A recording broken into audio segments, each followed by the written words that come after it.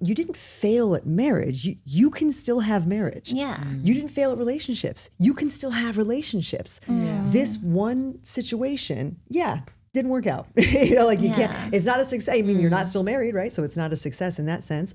But the whole category of connection and relationships and marriage is still open to you. Yeah.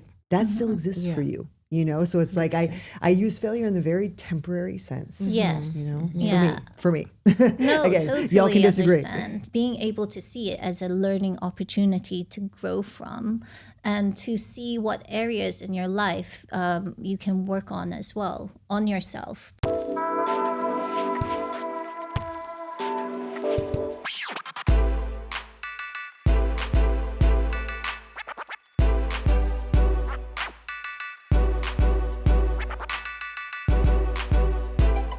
Hello and welcome to the Forties Formula, your go-to place for insightful discussions on navigating your 40s and thriving in this transformative decade. We're your hosts, Amanda and Jasmin, two women that are passionate about exploring the challenges and adventures that come with turning 40 and what lies ahead.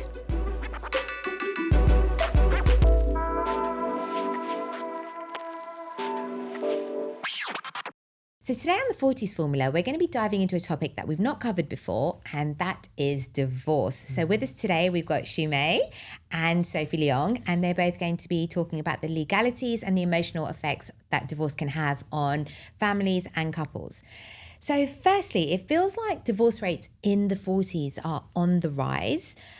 Why do you both think that is? In my perspective, women in their 40s are experiencing a huge shift in self-awareness. And so a lot of women, they mostly focus on and prioritize other things such as family life, career, societal expectations. And it is at the expense of their own emotional well-being. Their identity gets lost in the process. Some women, what I've observed is they will realize it over a period of time, especially when they are in emotionally abusive or narcissistically abusive relationships, when their self-esteem has eroded over a period of time. Others, sometimes they feel, there's something missing. Over a period of time, they realize that, they can't finger point on it, pinpoint it, but over a period of time, they realize that there's something missing in their life. And so there are three things that I realized for the awakening of a person, right? So the first point is financial independence, right? When we are building our financial independence, we are less likely to be attached to that relationship, right?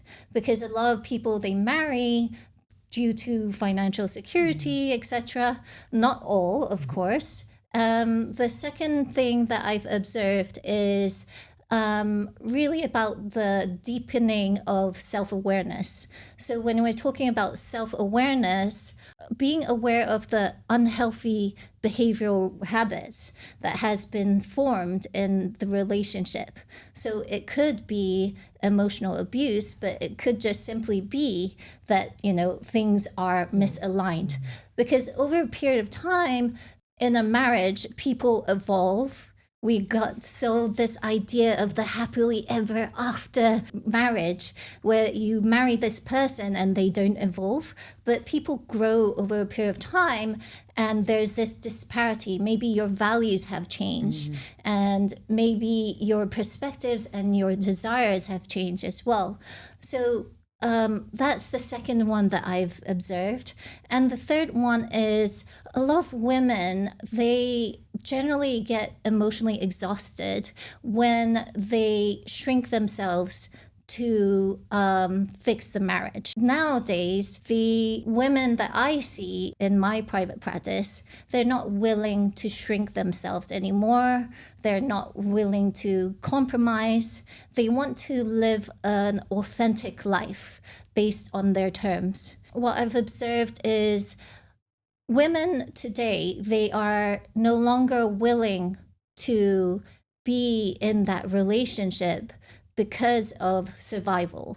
It's mostly about fulfillment. So give us an example of what a woman shrinking herself for the sake of relationship. What would that mean? Can you like paint us a vignette about that? So I have a client who she really just was fixated on saving the marriage, and she was not speaking up for her needs and who she really was, her identity, because she just wanted to have this relationship. And if we were to dig deeper, actually, it goes back to her childhood wounds. And what we discovered is she was parentified. So parentified is a term where the parents expect her to parent the parents, right? And also her siblings. Obviously, in the process, you lose your identity because who are you? You're just parenting your siblings, you're parenting your parents itself. And so she doesn't know who she is, and therefore she doesn't have any boundaries. She doesn't have any voice of her own and identity. So then in the relationship, she shrinks herself because she's not able to show up authentically in that relationship of her wants and desires. Before I moved to Singapore, I remember sort of Googling a few things, and I remember seeing this article which said that Singapore had a high divorce rate amongst expats. And back then, the first thing that came to me was infidelity. Now, do you see that infidelity is still a leading cause when people come to you as a lawyer? You know, when I can understand sort of emotionally, do they sort of bring up other things as being the driving force rather than I just don't have the same values as my husband anymore? So from your perspective, do you see it a bit differently? So statistically, what the data shows us is that there's a lot of breakdown at the kind of 5 to 8 year point of marriage. So maybe no kids or kids are very little. And then there's a bit of a break in terms of numbers. Then the second large period of time is when people have been in a relationship for quite a long time. So 15 to 20-ish years. The marriage is a long marriage. The children are very big, potentially teenagers going into college and that, right? So I think that kind of feeds into what Sophie's saying, right? Potentially for that second group of women, they might be more stable, more financially independent. The children are bigger. They say, I can now make this decision that is for myself. Now that the kids are sorted, I don't have to worry about care and custody issues.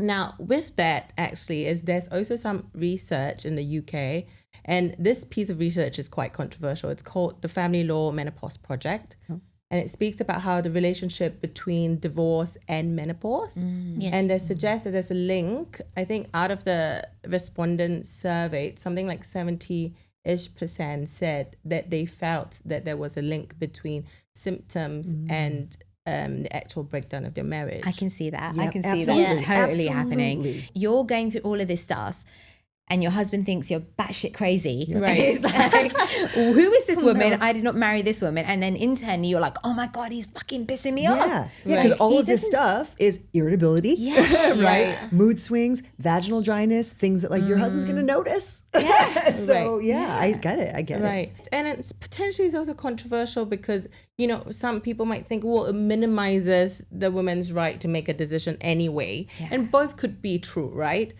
Back to your second question is infidelity the leading cause? So in Singapore, when you file for divorce, you can choose adultery. You can also choose unreasonable behavior. Those are the two kind of common fault-based grounds. Unreasonable behavior is the leading fault-based ground. But we do see infidelity quite a lot. Now, it's hard for me to say whether it is the leading cause. There's certainly a lot of marriages that break down because of other reasons, like value clashes. They just feel like, we've been together for 15 to 20 years. The kids are big, and now we just cannot talk to each other anymore. We have nothing in common. And I've just kind of kept it together for all of this time. What would you say are unreasonable behavior? And does that unreasonable behavior usually come from the woman's point of view, or is it from the man's point of view? Now, because I'm just thinking of menopause. Filing? Like who's filing? Yeah, it depends who files, right? Okay. So, and it could be very, very mild behavior over a prolonged period of time. It could be a few incidents. It's very, very subjective, the legal test.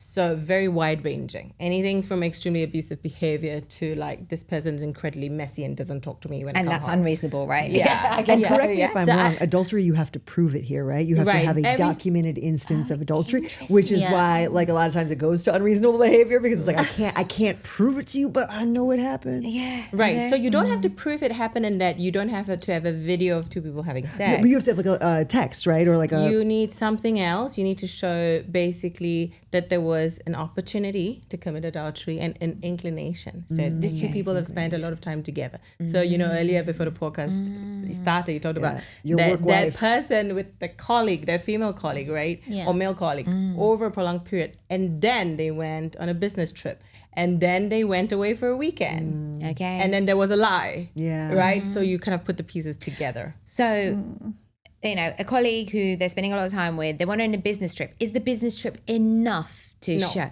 No. Oh, it has to be a What I weekend would- away. Usually what we would do is we would have a PI following the person's going and be I like, love oh. Yeah, so they were in the hotel deep. room for like 6 That's hours. my next job.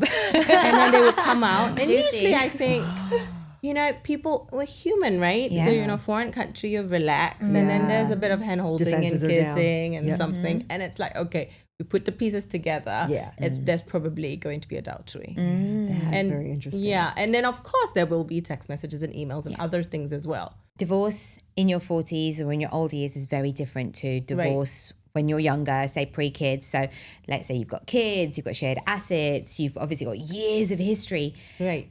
What are the sort of the biggest challenges that people face in their older years when they're going through this? So when they're older and they've been together for a long time, regardless of whether it is, how long the marriage is, right? They would have built up assets together, whether those assets are shared or in their own name. Sometimes they might run a business together, right? So one of the big issues would be, well, you've been together for so long, and at some point we need to identify what the assets are. We need to divide them.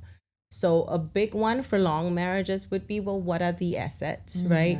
Are these divisible or not? Would it be inheritance? Is that out because of an inheritance? Is it a family gift? If it is a business you run together, how would you value it? How would you divide it? Who's going to stay on to run that business?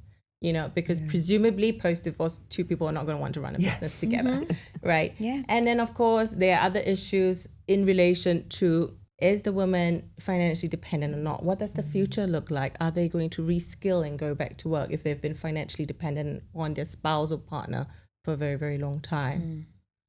And are they going to stay on in Singapore if they're here, right? Or are they going to go home? What does that look like in terms of employment as well? So how does that work then? So let's say a divorce is happening, you've got kids, you've been on a, say, dependent pass, and your husband's been the main earner while being here. Are you allowed to go back? Because I've seen these With things. the kids, you yeah, mean? with the Like, kids. are you allowed to take the kids and go? Because I've seen these things about, like it's considered child abduction if you Right. take your kids and you go back to your home country. Is that a thing? Like you're not allowed to do that as a parent? You're not allowed to do it if you don't have consent from the other parent and it's not a holiday, right? So if you say, I'm going to take the kids back to England for 2 weeks and I'm coming back on this day, that's fine. Now, if on the last day you're like, actually, I'm not getting on a flight because we're over and I'm staying put, then it's a problem. Okay, and the reason why people say that's child abduction is because we have a convention. It's called the 1980 Hague Convention on International Child Abduction. Now, not every country is a signatory, but if there is a relationship, as in both countries are signatories, what happens is there is a court procedure that makes it quite quick. Okay. So the trial is done within 6 weeks. There's only very narrow exceptions as to why an abducting parent can remain in that country that they've abducted the children to. Majority of times, they will be sent back. What if the husband cancels the wife's dependence pass? Right. Is that possible? Yeah, so that can happen, but that would probably not be an exception that allows the woman to remain, because there are other things, so the courts would look at, well, can Singapore provide protective measures for the mother in that case? Yeah, right. Right, Would and they? they would. Okay. They would allow the mother to stay here, provide her protection, provide her maintenance. Abduction or removal of the child to a different country is often, I would say, highly discouraged, just because, even if you do it and you think, okay, I can do it. I'm going back home to me is India, or home to me is Malaysia, or home to me is some other country that's not a hate country. It could still be problematic. It's like litigation in two countries. Essentially, that process of a very drastic removal is actually seen to be very, very traumatic for the children. Yeah. So it's much better to kind of go and plan to say, okay, can we negotiate planned relocation?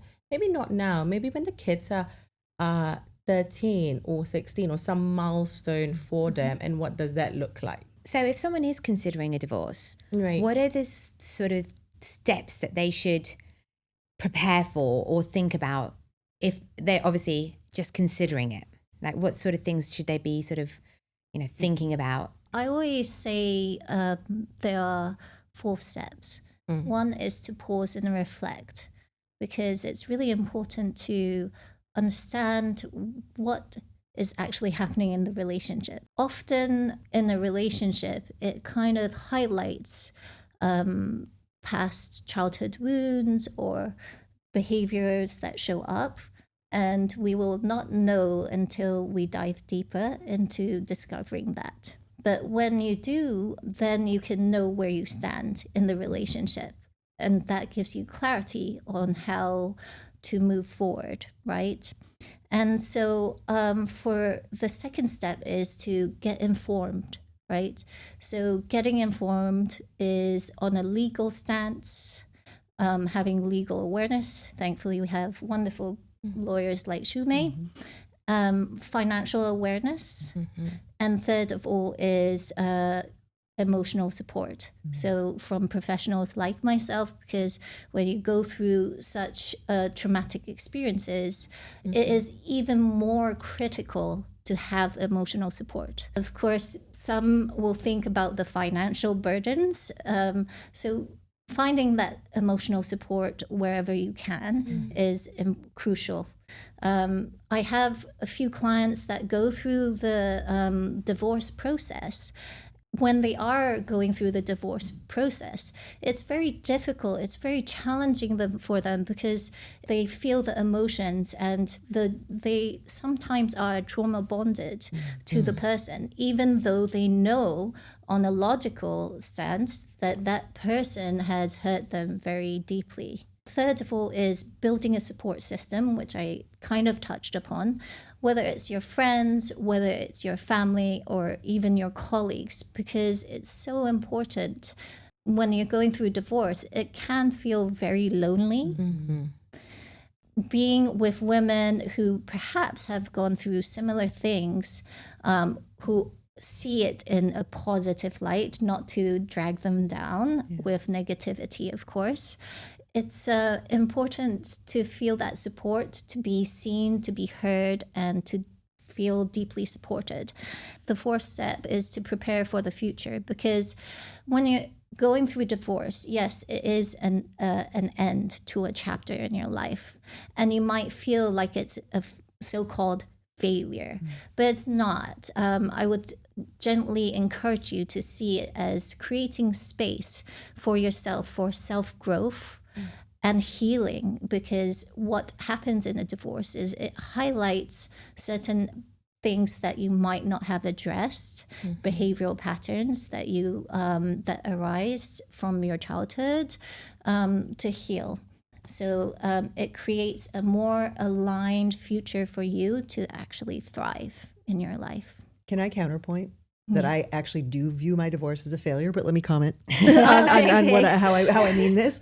I think of it in the sense of the word failure, how I think of when I fail a lift, like in the gym. Yeah. It's like, okay, so I throw up this snatch, I don't make it, right? My elbow bends, whatever, I don't lock out, barbell's on the floor. It does not mean that I am bad at snatching. Yeah. And it does not mean that I am bad at lifting. And it does not mean that I'm not an athlete. It does not mean I will never lift that barbell. It means that today I failed at this lift. And so I think what would have been important for me to know when I went through my divorce years ago was like, you didn't fail at marriage. You can still have marriage. Yeah. You didn't fail at relationships. You can still have relationships. This one situation, didn't work out. You can't, it's not a success. I mean, you're not still married, right? So it's not a success in that sense. But the whole category of connection and relationships and marriage is still open to you. Yeah. that still exists for you. So it's like I use failure in the very temporary sense. Yes. For me. No, Again, totally y'all can disagree. understand. Being able to see it as a learning opportunity to grow from, and to see what areas in your life you can work on as well, on yourself. Because a lot of times when you're in a relationship, as I mentioned, it's a reflection of what's going internally, the way that you communicate, the way that you show up for yourself, your attachment style. I believe that you've spoken about that before. It helps you to heal parts of you that allows you to attract a healthier relationship, whether you want it or not. I actually know 2 men who are going through divorce, either going through or have just recently gone through divorce. And both of them said the divorce came as a shock to them. One of them is a little bit more amicable, in the sense that he still has access to his kids, and one of them is not going so well. One, the ex-wife has said things like, oh, he used to abuse me, he abuses the kids, he hasn't had a chance to see his kids. I think he's had a couple of visits where it's been supervised. Now, do you find that sometimes a female might make things up because she's angry or whatever it is, just to hurt the other party? Like, do you find that has happened? And does it sort of hurt the case in a legal sense? And can you shed any light on something like that? Yeah, so I think, whenever allegations of abuse are made, they're treated quite seriously. Now, when allegations of abuse are made involving the children, then it's treated also very seriously when it comes to contact or access or care related arrangements. And so then it becomes a bit problematic, right? I'm doing an article now about deep fake and AI imaging in family law. So, internationally, what the courts are seeing is that people are creating fake imaging, audio recordings, emails, etc., to basically supplant or to what could already be real, right? So something could be real and you supplant it, or it could be completely made up. So could this be like your situation of they have to prove adultery, so they're creating an AI image or whatever it is, so that they can prove that you're right. Exactly. But then what it would mean is just more work for us in just ensuring that, we would say, well, sorry, you have to prove it authenticity, that thing is real. Wow. It's just like, in the past, it's not like fake images didn't exist or fake documents didn't exist. In the past, what it was, it was just differently done, less easy, less straightforward, right? But it could still have been done, right? So there are legal processes for these things. Now, back to what you're saying, right? Could it be that people feel inclined to make stuff up or exaggerate because they're in litigation? Yes. The way I see it is, divorce or a breakdown of any relationship is actually a social, emotional situation.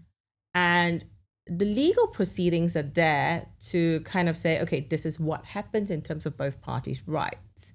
But it's not a perfect solution for what the actual problem is. Right? So you have an imperfect situation where the solution doesn't always fit the problem. Then people use legal proceedings in a way to vent, to, potentially raise allegations that are inaccurate or exaggerated, etc., in a way of getting back at that person.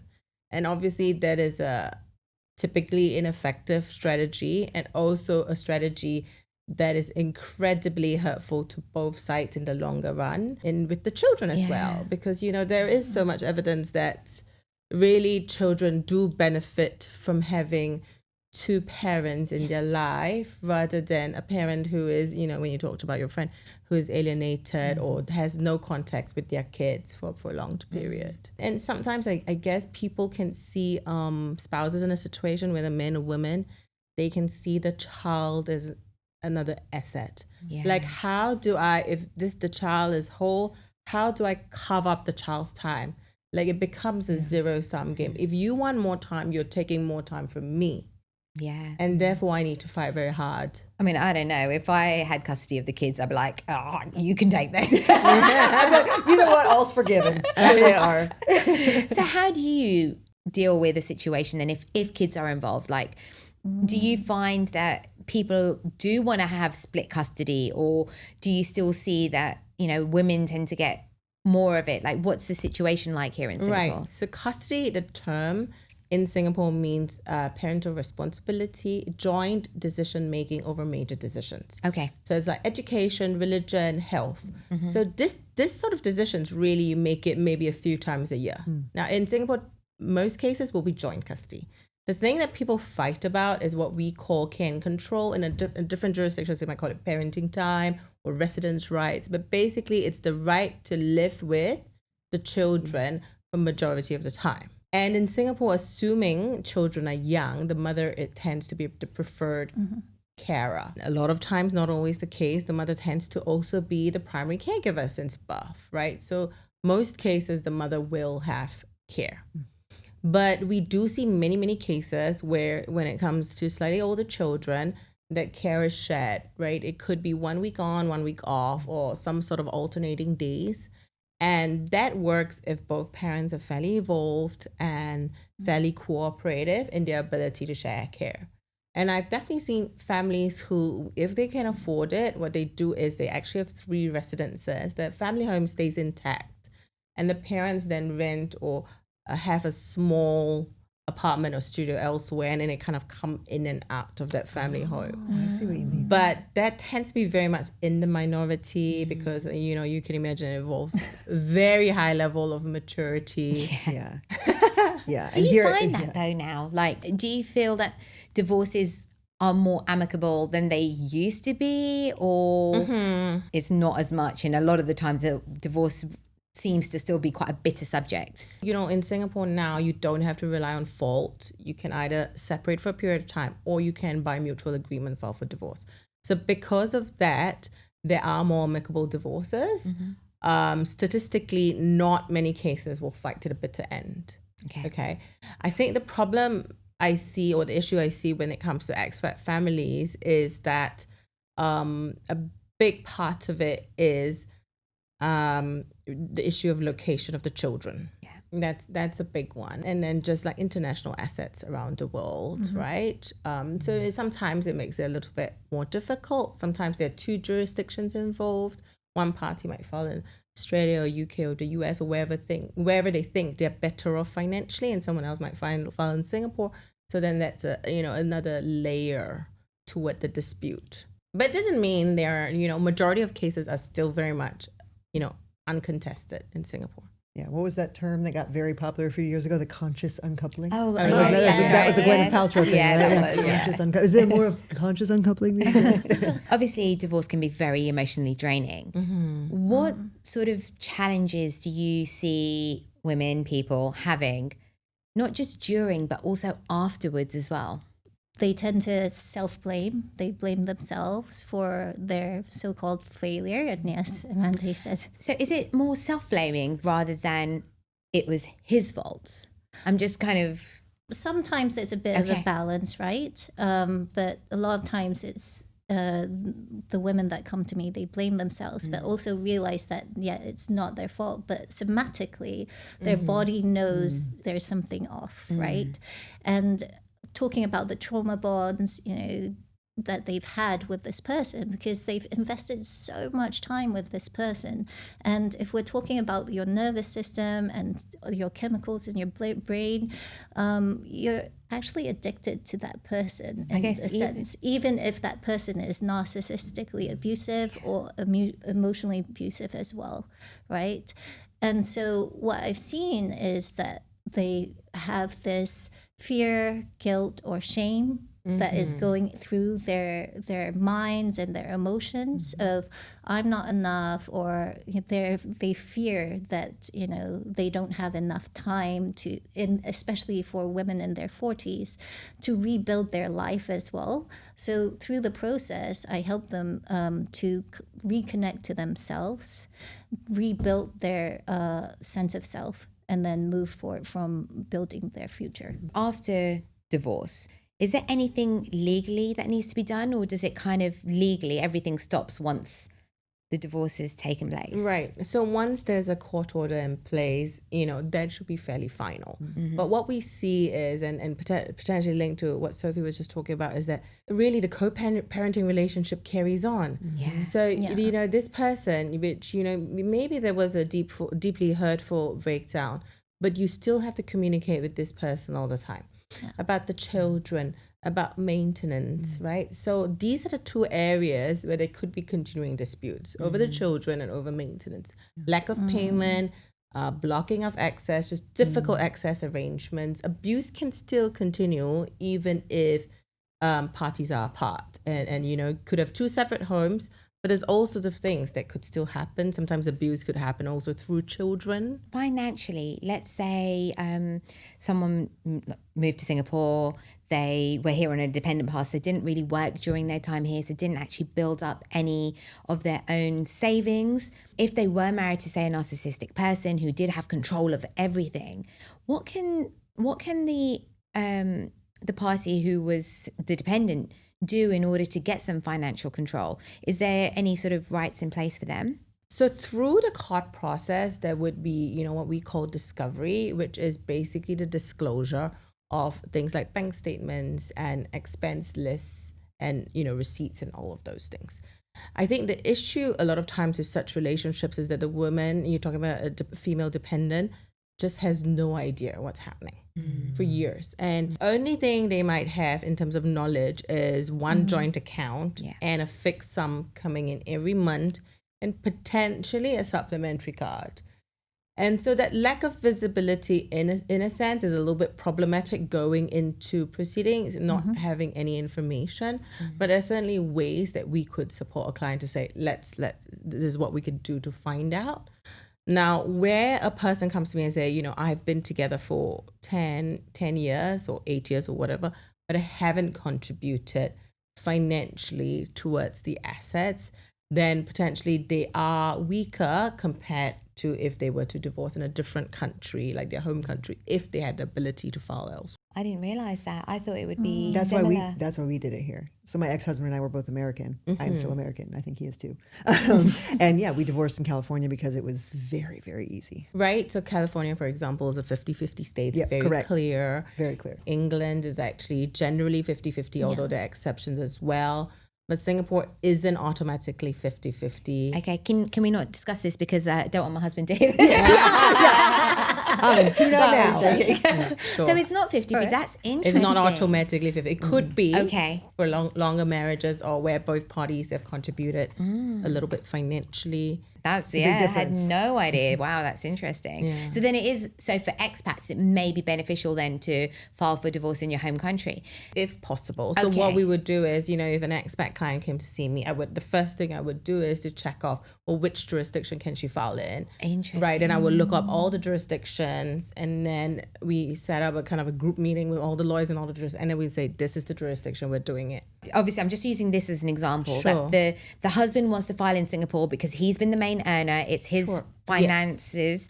And she wants to file elsewhere. How do you resolve that issue? Yeah, that happens all the time. Yeah, I can imagine. That happens all the time. So usually, it looks like it's a bit of a race, right? Yeah. Which court is going to proceed first? And so if the husband has filed in Singapore, then usually what the wife would do is she would engage lawyers to try and stop the Singapore court proceedings, and he would try and stop the foreign court proceedings. Wow. Yeah, this happened to a girlfriend of mine. If you're listening, I know you know. Yeah. He filed in Hong Kong because they briefly shared permanent residency there. Wow. But they were absolutely living in Singapore. So it was one of those things where they had this brief history of Hong Kong, but then but the Singapore court would have been more favorable to her. He went hard and fast, exactly what you're saying, to try and get the proceedings sped up in Hong Kong because technically they were PRs there. So there's definitely shady business that can be done, and luckily they had no kids because this would have come to a head. But it's the race against the courts, exactly what you said. Is there anything that you think is pertinent for anyone considering divorce to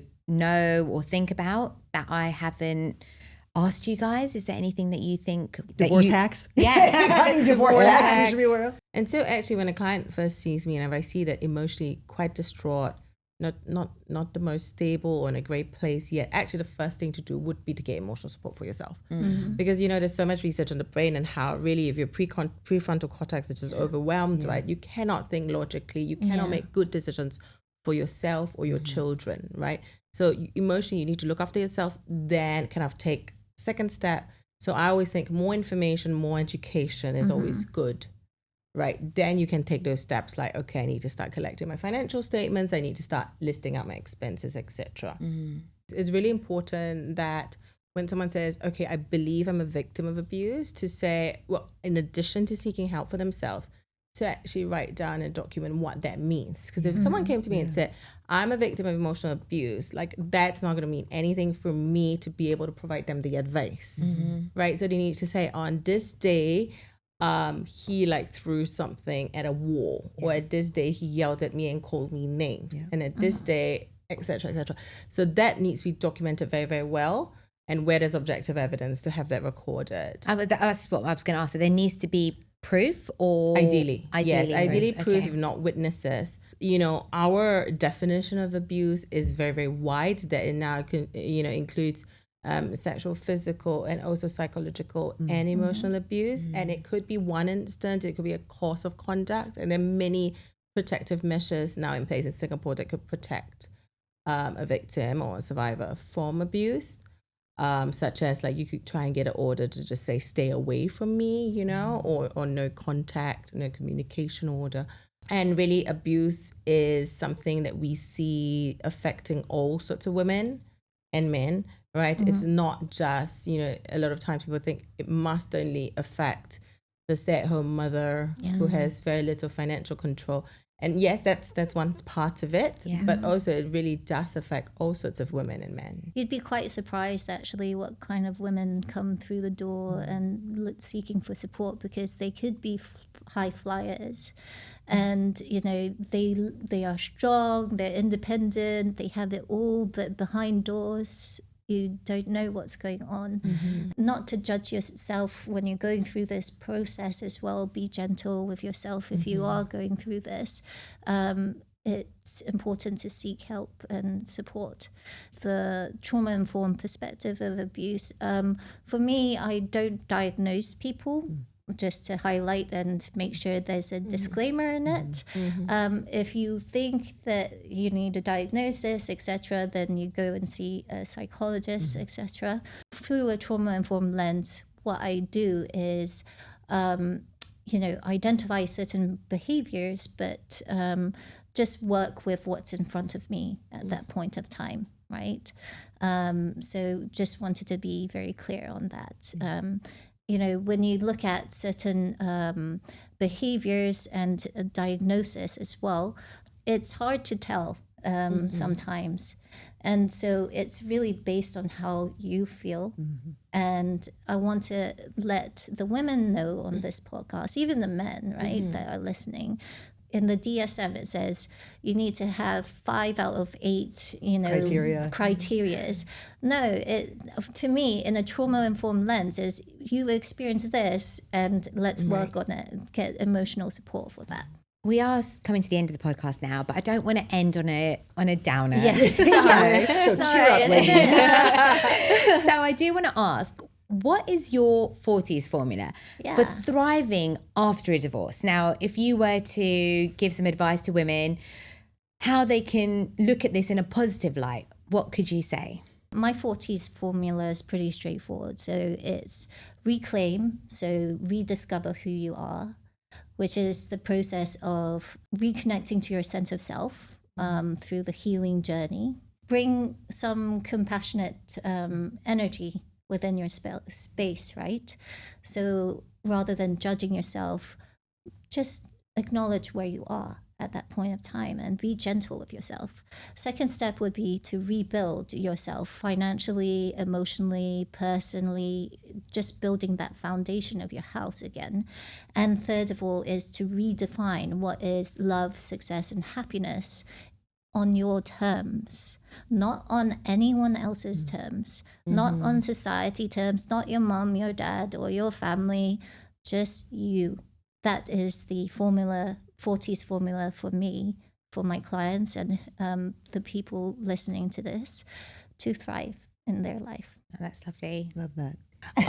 I actually think, aside from all the legalities, as to what can and cannot be done, really operating within that framework to say, like, this is my opportunity to kind of make my own identity that's about me, right? And what does that look like? And then am I going to reskill and decide, hey, actually, I want to reskill and get a new job. And what is that like? Because I can do whatever I want within these boundaries and to be creative. And I see sometimes a lot of clients who come back and say, you know what, I've just been my best self because I can now do whatever I want without having to report to someone else. I love that. It gives you the opportunity to be you. Yes, Right. authentically you, right? Yes. Yeah. Reclaim, reframe, reskill, rebuild. Reinvent. Reinvent. Yeah, These are and the themes. The message about divorce is that it's an opportunity to reinvent yourself.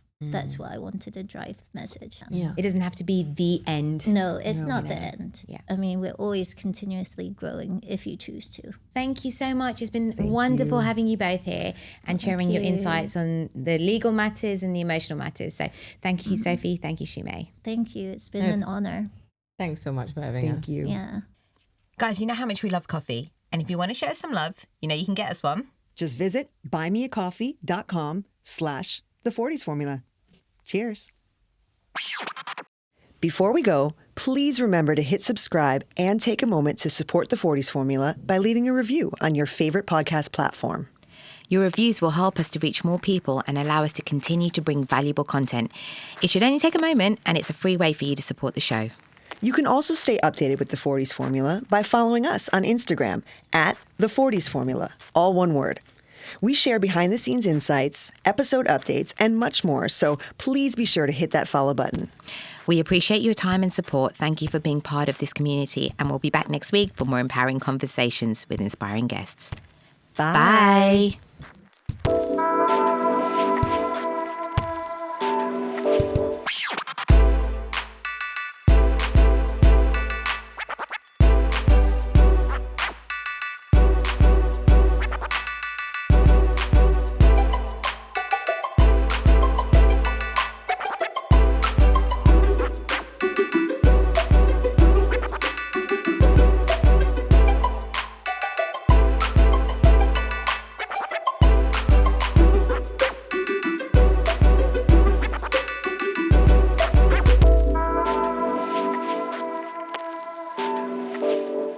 Hold on a minute. I think they've temporarily blocked me because I did share the link of the podcast, and then it occurred to me they've got their own podcast, so I don't know if they're but their podcast's a bit different to ours. I don't know. Oh, I don't know. That shows you how much I use the Oracle scenario. But maybe because they don't want you to promote yourself. Oh, so if Sophie had said, listen to this episode of the Voice Formula, maybe it's a bit different. That's but true. if either of us two do it because it's ours, then then they're we're promoting. I don't know. I'll do it. Yeah, exactly. Yeah. If you hear about people, like I said, in this situation, please. I'll do it. There's so many women looking for support. Yes. There are, yeah, you're right. So I thought, well, if I know someone, why not? Yeah. You know?